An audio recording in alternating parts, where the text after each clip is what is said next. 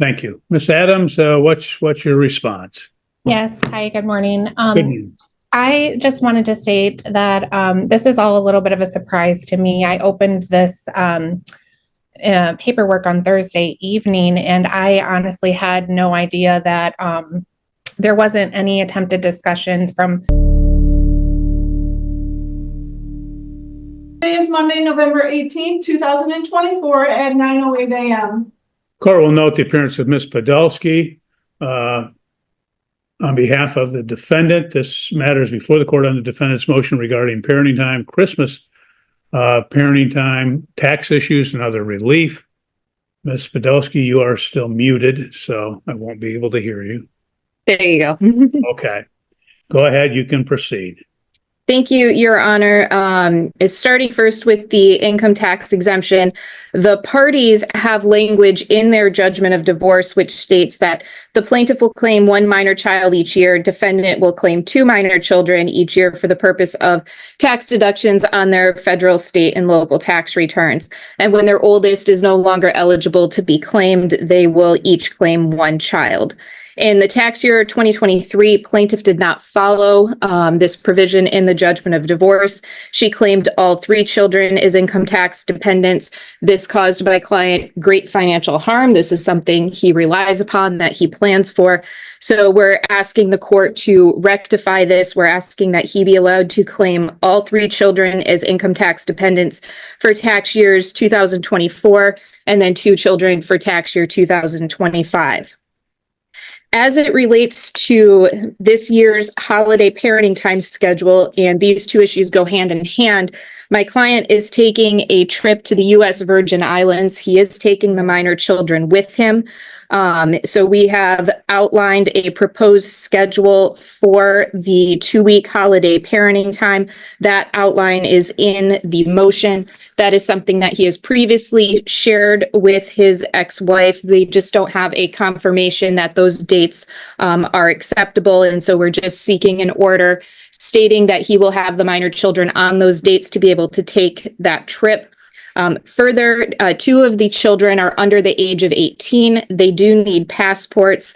While they are traveling to what is the United States territory, we just want to make sure all bases are covered. If there's a flight that's diverted, if they have an opportunity to travel to, say, a British Virgin Island, which is very close to where they'll be staying, we think it would be appropriate for the children to have passports. My client is willing to pay for the cost of those passports for those two minor children. And then they would also be available to Ms. Adams whenever she would want to travel out of the country with the minor children.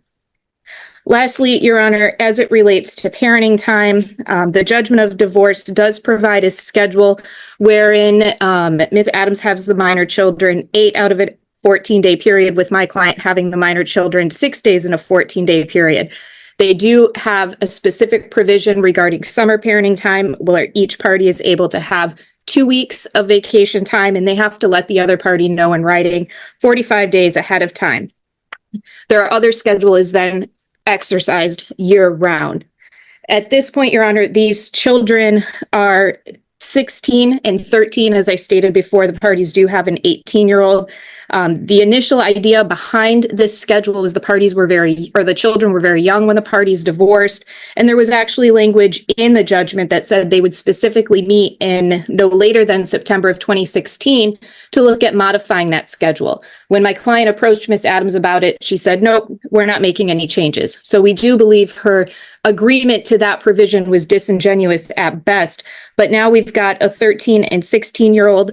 They go back and forth between these parties' homes 4 times in a 2-week period. This is a difference of 25 overnights in a calendar year. They have asked repeatedly for a week on, week off schedule. So we're just asking the court to make that slight change, week on, week off, year round. That would then alleviate the issue of summer parenting time and having to make that request 45 days in advance. The parties would each know what weeks they would have the children. They can schedule trips. They don't have to then worry about maybe interrupting time with the other party. And then with that, we just request that the court update the holiday parenting time schedule, as the Calhoun County holiday schedule has changed significantly since the parties were divorced. As the court knows, we now have longer weekends at Thanksgiving, Labor Day, Memorial Day, and we would just like that incorporated in the new schedule. Thank you. Thank you. Ms. Adams, what's your response? Yes. Hi, good morning. Good news. I just wanted to state that this is all a little bit of a surprise to me. I opened this paperwork on Thursday evening, and I honestly had no idea that there wasn't any attempted discussions from Mr. Adams on some of these things that he's seen as unresolved or questionable. As far as my recollection and understanding, well, where would we like to start off? I guess I'll start in order, and I'll answer the first part, which is regarding the tax relief. Okay. So it was brought to my attention years ago through seeking legal counsel and counsel from multiple accountants that according to the IRS tax law, whoever the children reside with more than 50% of the time. Okay, ma'am, Yes. let me interrupt you there. That's true. The IRS code does provide for that unless there is a subsequent or a different order as it relates. In this case, you had a judgment that did provide for different handling of that deduction. So the IRS code is not applicable in this matter. Okay, so that is definitely something that is different from what I had been told from legal counsel as well as accountants. So yes, if that's the case, then I have been misinformed. And also, just to let you know, the supporting, there's additional reasons why I thought this was to be true was that Mr. Adams had approached me years ago with a document from his tax accountant asking me to legally sign off that he could claim two dependents. So I thought, why would I need to sign off this if the judgment of divorce is true and honorable and stands? So that was another reason that led me to believe this would not stand. Okay. Go ahead. Go further. Okay. So, again, so what I had done is I attempted to have conversations with Mr. Adams to work something out with him. And I thought that what would be more than fair was that we would alternate the years that each of us would claim two children. So I attempted to have that conversation with him. Mr. Adams thought that was not, that he was entitled to claim two. Even though he did make more, has a higher income. I was starting my own business, trying to get my business off the ground. I do have, lesser income. So all of these factors, I thought, according to the IRS tax law, it states that the custodial parent, whoever has them 50% of the time, should claim the children. I felt in my eyes I was being more than fair by offering to alternate those exemptions and as the dependents. And okay. Well, let me address that. As I stated, the IRS code is not applicable whether there's a judgment in place. So the court does note that the plaintiff. All right, guys. Today we are stepping straight into a courtroom moment where tension shows up instantly. No warm-up, no delay, just immediate disagreement. The judge asks for a response, and the tone shifts fast. One side claims total surprise at the motion. That single statement changes the atmosphere. It suggests poor communication or strategic silence. You can feel the conflict forming already. This is the spark before the legal fire.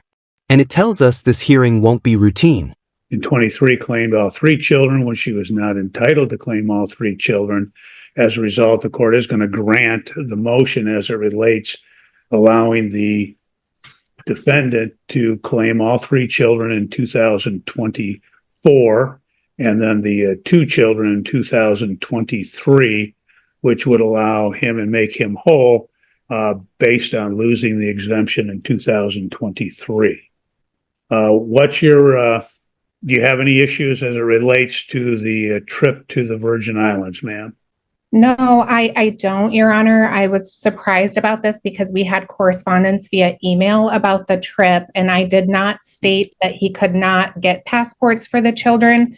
But what I did express was that I had basically stated that if he does obtain passports, I was just letting him know that I'm giving approval for him to take the girls to the U.S. Virgin Islands, but that I wasn't giving automatic approval for any future travel to any island or overseas that does not work with or cooperate with the U.S. That was what I had stated. Well, that's already in your judgment. That's a provision under the Hague Convention that doesn't allow the person to take the children to a country that does not and is not a signatory on that particular convention treaty. So that Yep. we don't have to include that. The court will grant the request that he has the children from the December 27th, 2024 to January 4th, 2025 for purposes of taking him to the Virgin Island, as well as that he is able to acquire the passports for the children. That's not a problem at all, Your Honor. The only question that I have in regards to that is the return, on the dates of the return and when the children would return back to me. That was questionable, and there was a confusion as to how that was written. So. Well, we'll have Ms. Podolsky include that in the order then, so it's clear. The last thing would be the relates, well, two things actually. The Buckle up, guys, because this part builds the legal battlefield piece by piece. We hear structured arguments about taxes, custody time, and travel rights. Everything sounds procedural until contradictions appear. The mother relies on IRS rules to justify her actions. Then the judge cuts in and shuts that argument down. That interruption is the turning point. Authority overrides assumption in real time. Financial consequences are now on the table. And the first major ruling lands with weight. holiday parenting time, that's changed pursuant to the front of the court practice, if you would. Is there any problem with modifying and changing that to the current practice? No, I don't have any issues with changing that and modifying it. The only thing that I had noticed is that as it relates to Thanksgiving holiday this year, that would cause a little bit of an issue just because we had already had a family plans and party set on the day after Thanksgiving. So that would actually be a little bit of an issue right now to change. But moving forward, there's no concern whatsoever on that. I just would like some clarification on when those things are stated out for the parenting time holiday schedule, that those apply to both parties. They do. Okay. They alternate. So again, if you had Thanksgiving this year, you wouldn't have Thanksgiving next year because it would alternate. Correct. Can I just ask a quick question and clarify what my concern on this and give an example for what I'm referring to? Because there has been an issue, and I will just explain what it is. Well, I don't need, if we're changing that and alternating it, I don't need a rendition of something that previously happened because it wouldn't be applicable now. So the only thing I would like clarification on is when it states, for example, a Father's Day holiday ends at 6 p.m. Does that mean that the children come back to me at 6 p.m. even if it's his standard parenting time? Or that's the question that I have, and I think that's where the confusion lies. well, the specific times. All right, guys, now we move into the decisive stretch where outcomes are locked in. Travel permissions, passports, and holiday custody get clarified. Questions keep coming, but patience runs thinner. The judge becomes more direct and less flexible. You can hear resistance, but also inevitability. Then comes the biggest shift of all.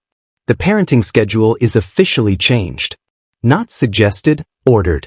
One objection, overruled by structure and logic. And the case closes with firm judicial control. Those take precedence over other times. So let's say your weekend was the weekend of Father's Day and he has Father's Day, then that would take precedence over your time.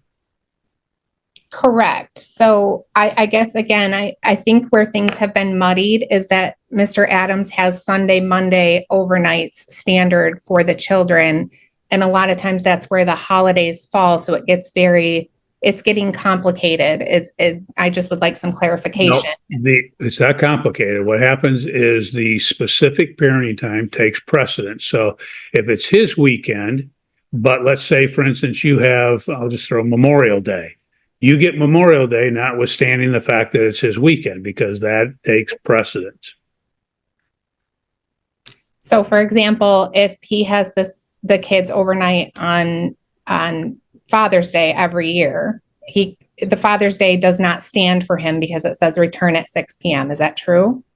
No, the Father's Day Okay. would be his Father's Day regardless. Mhm. So even though it says 6 p.m. as an end time, it's not true, and they would spend the night. I just want to verify it. Am I understanding that correctly? Well, it depends on what the holiday is and what the next holiday would be. So, I guess I would like to just state, we have not had issues, in my opinion, on any of the holidays and how they're stated.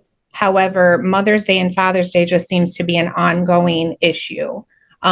He's always had the kids overnight for Father's Day because it's a standard evening, standard parenting time, but I've never been able to have them. And it's always been an issue and a fight to get the girls back on Mother's Day. So I just wanted to know if that was something. On Mother's Day, you would be entitled to the time set forth in the order as it relates to the Mother's Day parenting time.